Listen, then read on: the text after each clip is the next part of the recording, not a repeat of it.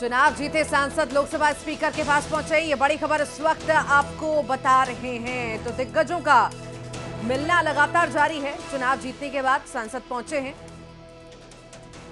Lok Sabha speaker के पास। ये बड़ी खबर इस वक्त हम आपको बता रहे हैं। बड़ी ऐतिहासिक जीत जो है हासिल हुई है बीजेपी को। उसके बाद दिग्गजों से मिलना लगातार जारी है। पीएम मोदी से बीजेपी सांसद मिले हैं। खास ये मुलाकात मानी जा रही है। देखिए अभी जो है मुख्यमंत्री का चेहरे पर असमंजस की स्थिति बनी हुई है। चर्चाएं लगातार चल रही हैं और इसी बीच सांसद का भी मिलना काफी ज्यादा अहम, बहुत ज्यादा खास हो जाता है। विधानसभा चुनाव जीते सांसदों का बहुत बड़ी खबर, सबकी बड़ी खबर, विधानसभा चुनाव जीते सांसदों का इस्तीफा। अधिक जानकारी के लिए हम सीधे बातचीत करेंगे। हमारे सहयोगी पवन जुड़े हुए हैं। पवन, क्या कुछ मायने हैं इस बहुत बड़ी खबर के कि विधानसभा चुनाव जीते सांसदों का इस्तीफा? देखिए, जाहिर तौर पर बीजेपी की अगर बात करें तो 3 राज्यों में जब विधानसभा चुनाव हुआ तो उसमें तकरीबन 21 जो सांसदों ने विधानसभा चुनाव लड़ा, उसमें से 12 जो सांसद हैं वो कहीं ना कहीं चुनाव में जीते हैं। 9 सांसदों की हार हुई है। अगर मध्य प्रदेश की अगर बात करें तो उदय प्रताप सिंह, नरेंद्र सिंह तोमर, प्रहलाद पटेल, रीति पाठक और राकेश सिंह जो है वो यहाँ से विधानसभा चुनाव जीते हैं। तो ऐसे में कई सारे प्रयास लगाए जा रहे थे कि क्या सांसद अपनी सांसदी से इस्तीफा देंगे या विधानसभा सदस्यता से इस्तीफा देंगे, क्या होगा, क्या भविष्य रहने वाला है। तो ऐसे में आज तस्वीर साफ होती हुई दिखाई दे रही है। और जितने भी सांसद हैं इन तीनों ही राज्यों के, चाहे मध्य प्रदेश की बात करें, छत्तीसगढ़ की बात करें या राजस्थान की बात करें, जो जीते हुए सांसद हैं बीजेपी के सभी सांसदों ने अपनी संसद सदस्यता से इस्तीफा दे दिया है।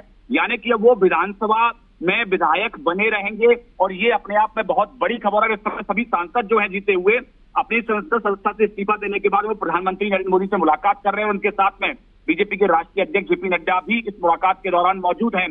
तो अपने आप में ये बहुत बड़ी खबर है। और ये तमाम जो पिछले दिनों से लगातार मुख्यमंत्री के कई सारे चेहरों पर कयास लगाए जा रहे थे कि कौन मुख्यमंत्री होगा इन राज्यों से, चाहे मध्य प्रदेश की बात करें या छत्तीसगढ़ की बात करें, तो अपने आप में इन सांसदों के इस्तीफा देने के बाद में और काफी सारे नाम जो हैं वो भी इस लिस्ट में जुड़ गए हैं। कौन कौन अब आगामी 1 से 2 दिन के अंदर ये तस्वीर स्पष्ट हो जाएगी कि कौन इन राज्यों में मुख्यमंत्री बनने वाला है।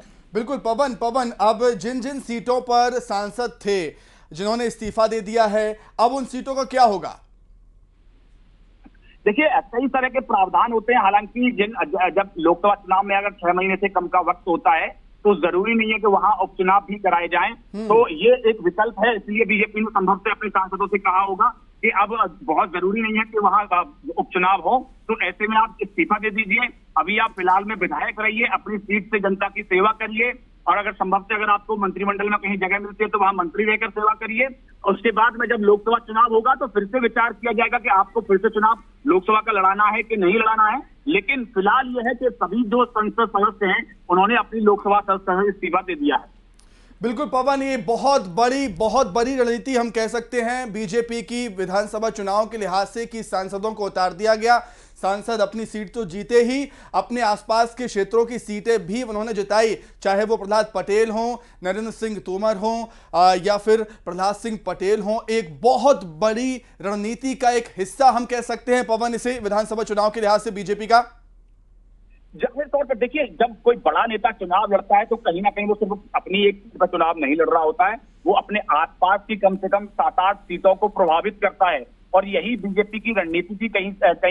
कई सारी तरह की जो बातें चल रही थी एंटी इनकम्बेंसी को लेकर, उसको खत्म करने को लेकर, ये बहुत बड़ी रणनीति थी बीजेपी की। तमाम जो बड़े चेहरे हैं पार्टी के उनको मैदान में उतारा गया और मैदान में जाके उनको ये जिम्मेदारी दी गई कि सिर्फ उनको एक सीट पर चुनाव नहीं लड़ना है, उनको अपने आसपास की सारी सीटें हैं उन पर फोकस करना है, उन पर भी ध्यान देना है और सबको जिता के लाना। और यही आप देखेंगे जब परिणाम सामने ये भी माने कि देखिए पहले से ही सांसदों को मतलब दोनों सदनों में से किसी एक में से इस्तीफा तो देना ही था, तो ये ज्यादा चौंकाने वाला नहीं है। जाहिर तौर पर देखिए, कोई भी चाहे सांसद हो विधायक हो एक ही जगह की सदस्यता रख सकता है। तो ऐसे में ये बात साफ थी कि कहीं एक जगह से उनको इस्तीफा देना पड़ेगा। लेकिन प्रधानमंत्री नरेंद्र मोदी और पार्टी ने ये तय किया क्योंकि अब लोकसभा चुनाव में 4 से 5 महीने का वक्त बचा है। ऐसे में अगर वो अपनी विधानसभा सदस्यता से इस्तीफा देते हैं तो कहीं ना कहीं जनता जिसके बीच से जो हाल फिलहाल में चुन के आए हैं उसके साथ कहीं ना कहीं धोखा, वो ठगा अपने आप को महसूस करेगी। इसलिए पार्टी ने सभी सांसदों को निर्देश दिया कि आप जनता के बीच में अपनी विधानसभा में आप बने रहिए, उसकी सेवा करते रहिए लगातार, और जब लोकसभा चुनाव आएगा तो फिर से उन सीटों के बारे में जब मंथन किया जाएगा तो उस पर विचार किया जाएगा। तो ऐसे में सभी सांसदों को ये निर्देश दिए गए कि आप अपने क्षेत्र में विधायक के तौर पर बने रहिए, और अगर आपको कहीं मंत्रिमंडल में जगह भी मिलती है तो आप अपने क्षेत्र के विकास में लगातार लगे रहिए। अच्छा पवन, लेकिन आज नहीं तो कल इन सीटों पर उपचुनाव तो होंगे ही मध्य प्रदेश में, जिन सीटों से सांसद अपने इस्तीफे दे रहे हैं। देखिए, ये जरूरी नहीं है, क्योंकि अब लोकसभा चुनाव में 6 महीने से कम का वक्त बचा है। तो ऐसे में आज कभी कभी उपचुनाव नहीं भी, चुनाव आयोग का ये फैसला होता है, उपचुनाव नहीं भी कराया जाता है 6 महीने से अगर कम का वक्त बचा होता है। तो ऐसे में उपचुनाव न कराने की भी नौबत आ सकती है। हालांकि आखिरी फैसला जो है वो चुनाव आयोग का होता है, तो संभवतः इन सीटों पर उपचुनाव न भी हो, ऐसा भी हो सकता है। लेकिन इसीलिए पार्टी ने सभी जो संसद हैं उनको बोला कि आप अपनी सांसद जो सदस्यता है उसकी इस्तीफा दीजिए और विधानसभा में जाकर लगातार कार्य करिए। देखिए, बात यहाँ पर यह भी है कि जिस तरह से केंद्रीय मंत्री हैं उनके लिए शायद इतना आसान नहीं होगा ये पद छोड़ना, क्योंकि सांसद ही छोड़ने